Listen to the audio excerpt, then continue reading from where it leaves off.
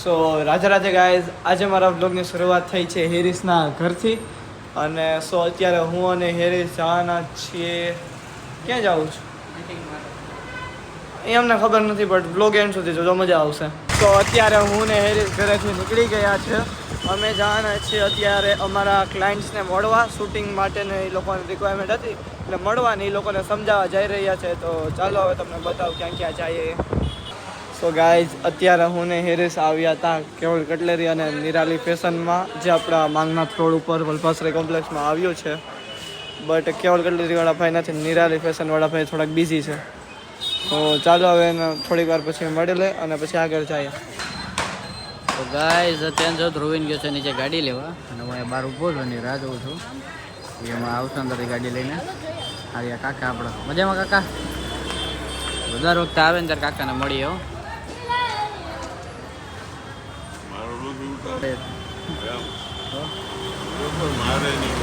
ના ના. So guys, આ ગાડી ઓટો સ્ટાર્ટ મેં ચાવી ફેરવી ડાયરેક્ટ સ્ટાર્ટ, સેલ્ફ બેલ્ફ કઈ જરૂર જ નહીં. અત્યારે જોતે લઈ જાજો. જોયું? ઓ હા બે જોયું ભાઈ, ઓટો સ્ટાર્ટ ગાડી બોલતે. કાંઈ નહીં. સો ગાઈઝ, અમે જાતા હતા મોતી બાગ, બટ રસ્તામાં આવતી હતી આઈટીઆઈ, જ્યાં હેરિસ ભણેલો છે. તો અત્યારે અમે આઈટીઆઈ આટો મારવા આવ્યા. તો જોઈએ કેવું છે. અને અહીંયા છે ક્રિકેટનું લાર્જેસ્ટ મેદાન. ભાઈ જો ઘણા ઓલમોસ્ટ 70% જુનાગઢના યંગ જનરેશનને ખબર નથી કે આપણા જુનાગઢમાં ક્રિકેટનું સ્ટેડિયમ આવ્યું છે. આ સ્ટેડિયમ જ છે. સામે જો સિટિંગ કેન્ટીન છે, સિટિંગ છે, બિગેસ્ટ ગ્રાઉન્ડ છે. અને અત્યારે અહીં કદાચ ટુર્નામેન્ટ થવાનો છે, કેમ કે બધું જો સેટઅપ એ કર્યું છે.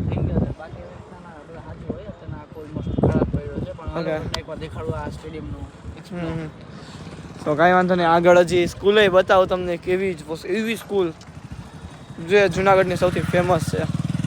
તો ગાઈઝ, અત્યારે હું છું જુનાગઢની સૌથી ફેમસ સ્કૂલ, જે તમે જોઈ શકો છો અહીંયા અભિભયનો.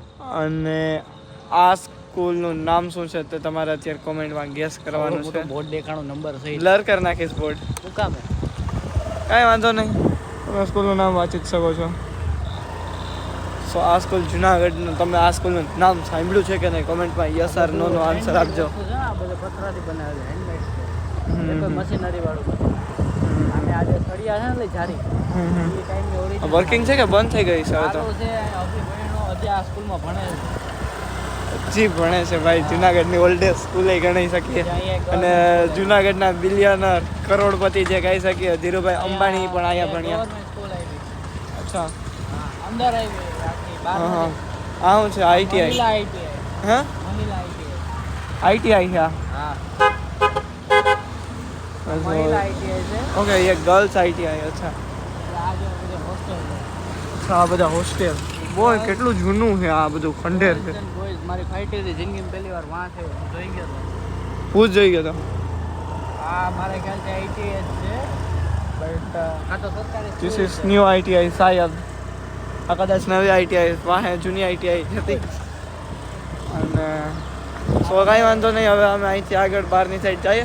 આ હેરિસભાઈની તમને હવે દેખાડો એકચ્યુઅલ હોરર આઈટીઆઈ, જેમાં અમે ભણ્યા છે. આ રહી દેખાડે કોઈ હાલત. ઓ બાપરે ભાઈ, હાલત તો જો દેખાય ઉપર સન 9001 2000 સુધી વેલિડ હતી. એટલે ભાઈ 99 વર્ષ આ આઈટીઆઈ ચાલુ રહી હતી. 99 નહીં ભાઈ, 1963 સાલમાં એ સ્ટડીનું છે, પણ વાં જો ઈસવીસન લખ્યા છે.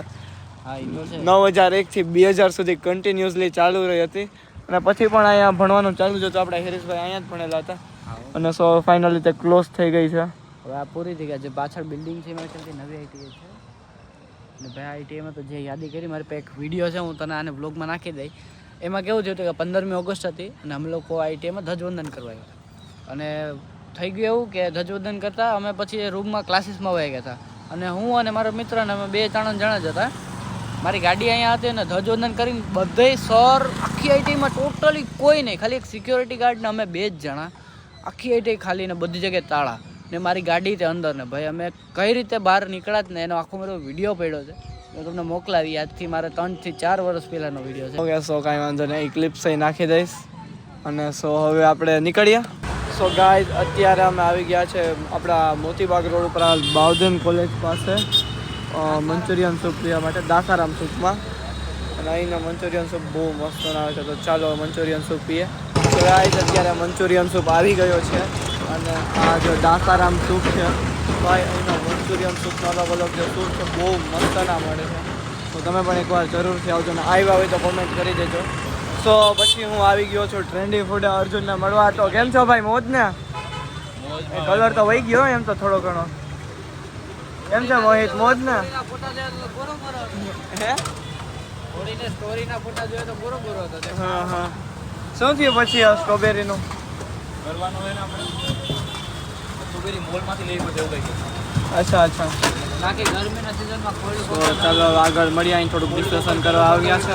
કાંઈથી કદાચ ડાયરેક્ટ ઘરે જ જશું અને ક્યાંય બીજે જાય તો તમને બતાવીશ. સો ગાઈઝ અત્યારે હું આવ્યો તો નરસિંહ મહેતા સરોવર પાસે ક્લાઉડ બાઇટમાં, અને જ્યાં અમે મિલ્ક ચોકલેટ બ્રાઉની ટ્રાય કરીએ છીએ. બહુ મસ્ત છે. હા એ કરીએ, ટેસ્ટ કરીને રિવ્યુ દે તમને. બરાબર, તમે એકવાર આવજો અહીંયા. હા તમે આવ્યા હતા કે નહીં કોમેન્ટમાં જરૂરથી કહેજો. તો ગાઈઝ પછી ત્યાંથી હું ડાયરેક્ટ આવી ગયો છું ક્રિષ્ના ગોલાએ રીલ બનાવવા માટે, અને અહીંયા આપણે રીલ પણ બનાવવાના છીએ અને કિટકેટ ગોલો પણ ટ્રાય કરવાના છીએ. તો મિલનભાઈ અત્યારે ગોલો બનાવવાનું ચાલુ કરે છે, તો તમને ફાઇનલ ગોલો પણ બતાવીશ. ગોલા